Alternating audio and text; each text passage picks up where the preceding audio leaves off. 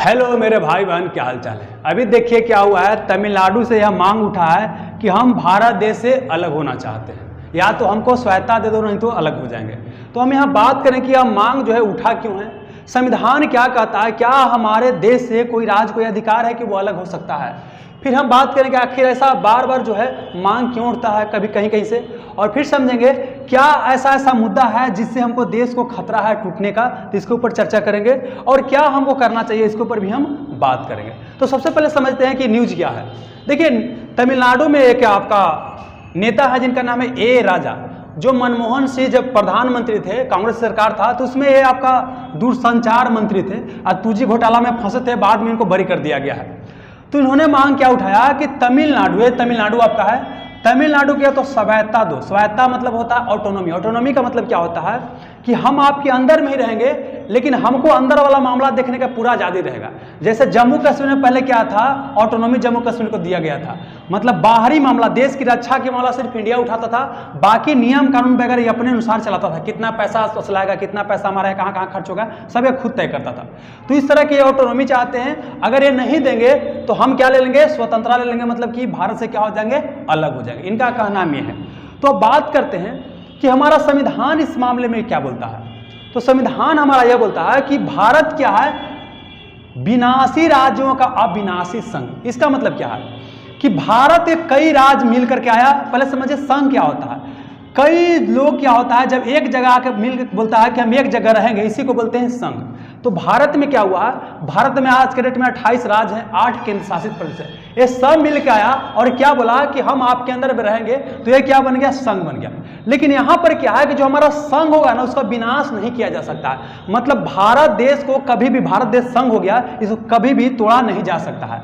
जबकि विनाशी राज्य मतलब राज्यों की सीमा को चेंज किया जा सकता है, राज्यों और केंद्र शासित प्रदेशों की संख्या घटाया बढ़ाया जा सकता है। जैसे बिहार से अलग करके झारखंड बना दिया गया है ना, जम्मू कश्मीर के देख रहे हैं कि राज्य के दर्जा समाप्त कर इसको केंद्र शासित प्रदेश बना दिया गया।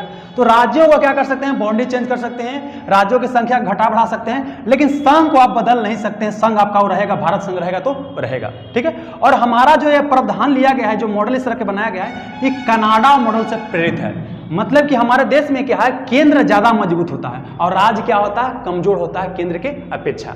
और यहाँ पर क्या है, संविधान द्वारा दोनों को शक्ति बांट दिया गया है। संघ को मतलब देश का शक्ति क्या होगा और राज्य का शक्ति क्या होगा, इसके लिए बाकायदा एक सूची बनाया गया है, जिसको 7वीं अनुसूची बोलते हैं। उसमें 3 गो लिस्ट दिया गया है कि कौन मामला पर संघ कानून बनाएगा, कौन मामला पर राज्य कानून बनाएगा और कौन मामला पर दोनों बनाएगा। और यहाँ शक्ति लिखित रूप से बांटा गया है ताकि लड़ाई झगड़ा दोनों के बीच ना हो। जब इनको पता है ए राजा को, तो क्यों मांग कर रहे हैं कि भारत से हम अलग हो जाएंगे, क्योंकि प्रावधान क्या है कि भारत से कोई अलग हो ही नहीं सकता है, तो अलग होने क्यों बात कर रहे हैं। देखिए इनका मेन कंसर्न क्या है, कर बंटवारा को लेकर, टैक्स बंटवारा। जैसे आपको पता होना चाहिए होता क्या है कि देखिए सब जगह से क्या होता है, अलग अलग चीज से टैक्स वसूला जाता है, अलग अलग चीजों पर कर लगाया जाता है, और कर वसूला के कहाँ जाता है, केंद्र सरकार के पास। और केंद्र सरकार क्या करता है, कुछ अपने पास पैसा रखता है और कुछ पैसा प्रत्येक राज्य क्या करता है, बांटता है। मतलब क्या है कि जितना पैसा कलेक्शन होगा उसके बाद क्या होगा कि वित्त आयोग का गठन किया जाता है। वित्त आयोग का काम क्या होता है, केंद्र और राज्य के बीच पैसा का बंटवारा करना। और जो पैसा बांटा जाता है तो अलग अलग पैमाना लिया जाता है, उसके आधार पर बांटा जाता है। और उसमें मेन पैमाना जो होता है जनसंख्या होता है। क्या होता है, जनसंख्या। मतलब जिस राज्य की जनसंख्या ज्यादा होगा उसको पैसा ज्यादा मिलेगा। तो देखिए पहले क्या था कि 1971 की जनगणना को पैमाना बनाया गया था कि 1971 में जो जनगणना अलग अलग राज्य की जितना होगा ना, उसी को पैमाना मान करके हम अलग अलग राज्यों को पैसा देंगे। लेकिन अब क्या किया गया है, जब 15वां वित्त आयोग का गठन 2017 में किया गया है, तो यहां पर बोला गया कि 2011 के जनगणना को क्या मानेंगे, हम आधार मानेंगे। तो हुआ क्या है ना कि उत्तर भारत की जनसंख्या की बात, जैसे बिहार यूपी जैसे राज्य की बात करते हैं, जनसंख्या बड़ी तेजी से बढ़ा है, जबकि दक्षिण भारतीय राज्य क्या किया, जनसंख्या को कंट्रोल कर लिया है और इनकी जनसंख्या क्या है, कम तेजी से बढ़ा है। मतलब कि उत्तर भारतीय राज्य की पूरा की बात करते हैं, इनकी जनसंख्या बड़ी तेजी गति से बढ़ा है। तो इस आधार पर क्या होगा कि जनसंख्या को जब पैमाना बनाया जाएगा तो इनको पैसा क्या होगा, ज्यादा मिलेगा। तो इनका कहना है कि देखिए क्या होता है कि दक्षिण भारतीय राज्य से पैसा जब वसूला जाता है तो इनको पैसा में जब केंद्र का जो हिस्सा होता है उसमें कम मिलता है, और इनके पैसा से उत्तर भारत क्या हो रहा है, विकास हो रहा है। मतलब क्या है कि दक्षिण भारत के पैसा से क्या होता है, उत्तर भारत का विकास होता है। तो हम आपको उत्तर भारत को विकास करने के लिए कोई पैसा दे, आप 2011 के जनगणना का पैमाना बना रहे हैं और यहाँ जनसंख्या तेजी से बढ़ा है और हम जनसंख्या कंट्रोल किए, तो क्या हम गलती किए जनसंख्या कंट्रोल करके? तो इनका कंसर्न यही है, समझ में गया? तो एक तो हो गया। अगला मैटर क्या है? वोट बैंक की राजनीति। प्रत्येक नेता अपने राजनीतिक फायदा के लिए ऐसे मुद्दा को उठाते रहता है, हालांकि इससे ज्यादा कुछ होता तो नहीं है, लेकिन क्या होता है कहीं ना कहीं देश का जो बोल सकते हैं एक एकता होता है, उससे थोड़ा देर के लिए क्या होता है, कमजोर जाता है, और कहीं ना कहीं ऐसे तत्वों को थोड़ा सा हवा मिलता है जो देश को तोड़ने के लिए कार्य कर रहे होते हैं। अब देखिए क्या, ये तो ही मुद्दा समझ में आ गया। इसके अलावा और क्या क्या मुद्दा है जहां पर दक्षिण भारतीय राज्यों का हस्तक्षेप है? एक देखिए हिंदी वाला मुद्दा है। देखिए मैक्सिमम उत्तर भारत की बात करते हैं, हिंदी भाषा बोला जाता है, और देखिए यहाँ पर क्या है, जब बोला जाता है कि भारत का एक भाषा होगा, हिंदी भाषा होगा पूरे देश के लिए, जब इन राज्यों पर क्या किया जाता है कि हिंदी को लादने का प्रयास किया जाता है तो लोग विरोध करते हैं। इनका का नाम क्या है कि देखिए हमारे राज्य में अलग अलग भाषा है, जैसे तमिलनाडु में तमिल भाषा है, आंध्र प्रदेश में तेलुगु भाषा है, केरला में मलयालम भाषा है। इनका का नाम है कि हम अपने भाषा को सीख लेते हैं, मातृभाषा को, और अंग्रेजी सीख लेते हैं तो हमारा काम चल जाता है। तो हिंदी आप क्यों जबरदस्ती लादने का प्रयास कर रहे हैं? तो हिंदू को लेकर के यहाँ क्या होता है, एक विरोध होता है। अगला क्या मुद्दा होता है, केंद्र कहाँ शेप किया जाता है? आप हमेशा देखते हो क्या होता है, महाराष्ट्र में देखिए क्या हुआ, मतलब जब राज्य में क्या होता है, केंद्र में क्या है कि अलग पार्टी की सरकार है और राज्य में अलग पार्टी की सरकार है, तो केंद्र सरकार क्या करता है, वो चाहता है कि वहां का क्या करे, सरकार को हटा दे, अपने पार्टी का समर्थक को क्या बनाए, सरकार में लेकर के चले आए। तो इनका क्या नाम है, केंद्र का हस्तक्षेप रहता है।